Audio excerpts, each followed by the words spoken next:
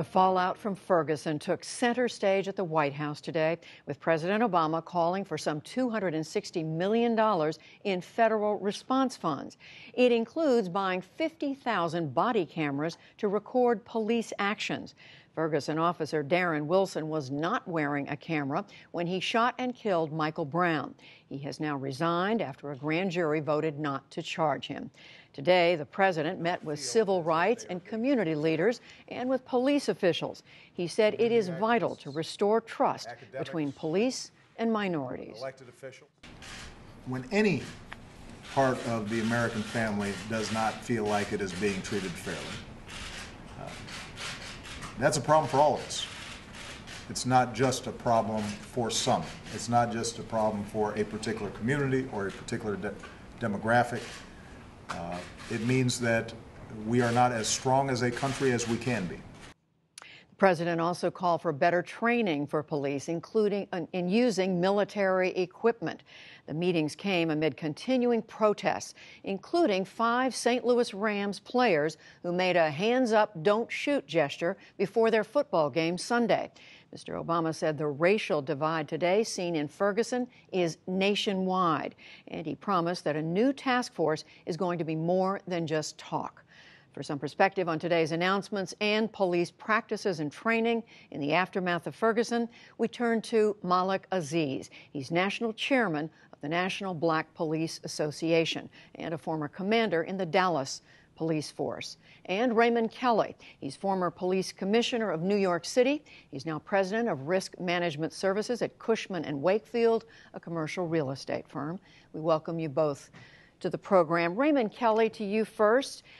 What are your thoughts before I ask you about police practices in general, about what the president was saying today, the need for more community policing, that they're going to put money forward for 50,000 body cameras, they want to put restrictions on military-style equipment. How does all this come across to you? Well, I generally support the president's position. I would only say about the body cameras that I think they should be tested a little more. I think we need some pilot programs. 50,000 is a big number. It's clear that cameras are meant to have police officers hesitate. If they hesitate from doing things that they shouldn't be doing, that's a good thing.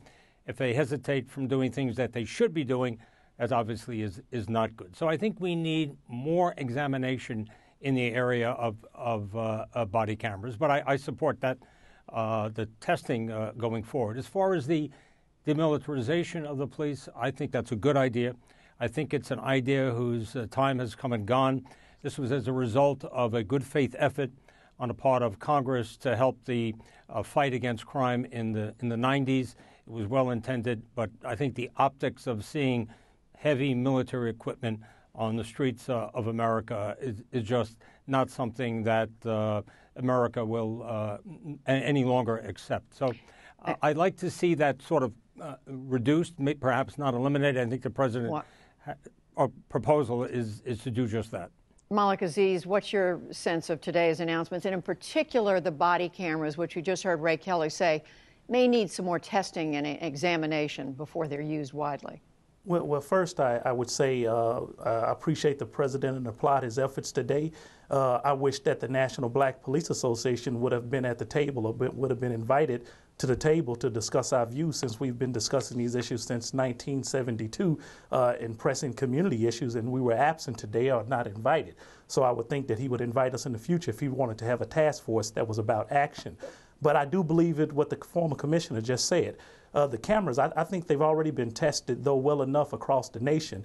And I do echo his sentiments on viewing more testing. I think we do need more body cameras. We need more in-car cameras. We also we need to be more accountable and transparent in those areas. I think the better departments, the most promising departments who outfit their police with cameras, have been able to find a few that they've seen more benefits in it, that hesitation that the commissioner just spoke of, it takes place therefore Right. saving an officer from doing something that he may not had any real intentions to do, just out of a quick response. So I agree with him. I think we need more body cameras, more in-car cameras, more technology, but it has to be accountable, and these resources have to be deployed responsibly.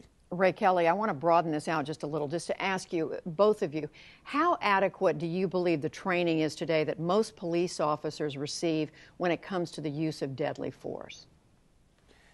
Well, I think it is reasonably adequate. Obviously, you know, it's not totally consistent across the country, but in big police departments, I think it's pretty well done. Technology is used. We have what we call firearms training simulators, where they'll show some pretty realistic scenarios, and officers have to make decisions as to whether or not to draw their weapon, to fire.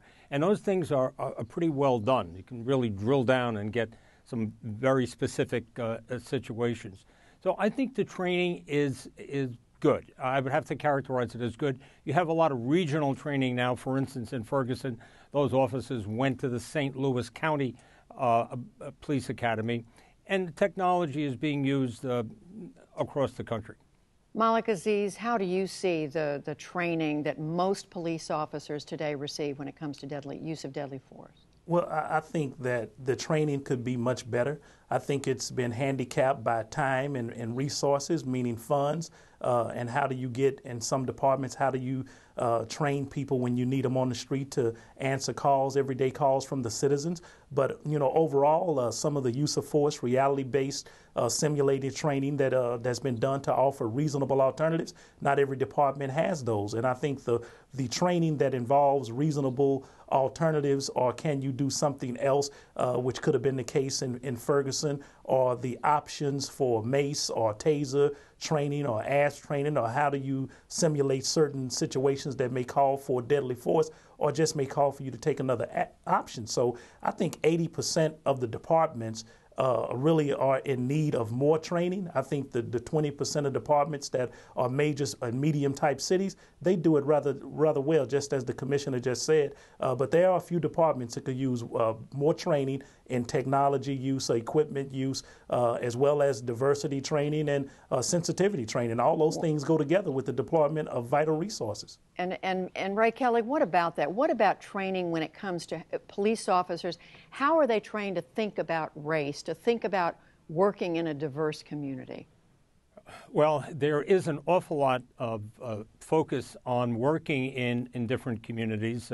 The police officer training in the NYPD, for instance, is 6 months in the police academy, and then another field training session after that. That's a significant period of time, and a good portion of this 6-month training is focused on the very diverse communities of New York. We believe New York is the most diverse city, perhaps, in the world. And we now have, in the new New York City Police Department, police officers born in 106 countries.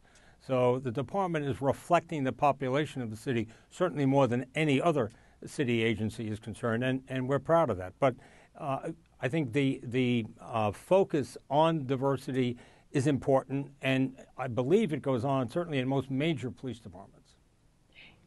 Malik Aziz, how much do you think there needs to be a change in the way police officers today are trained to think about race, to think about working with individuals who are of a different background than they are? I think once it's another tool in the chest. I think once you add that to to their options, that they tend to look at things a little bit different. Some officers come from places that they haven't had a great interaction with communities of great diversity, unless they're in some New York City. But even then, it's coming from neighborhoods perspectives. When you look inside of cultures, I think once officers are exposed to one another cultures, it can't do anything but help. It's another tool in the chest to help for a different outlook. And I'll tell you, as an example, black people talking loud does not scare me. That may scare some other people, but I get used to that, and it's cultural. It doesn't mean that some aggression will happen. Most people should worry about when we stop talking. So it's some of those things that you would look at in training that will help people say, This is part of the culture. This is how we act. And it's not a means of aggression. It's not a mean of passiveness. It's just our culture. And we need cultural training. We need it. Police officers need it. Well, this is just one part of a conversation we very much want to continue. We thank you both, Malik Aziz, Raymond Kelly. Thank you so much.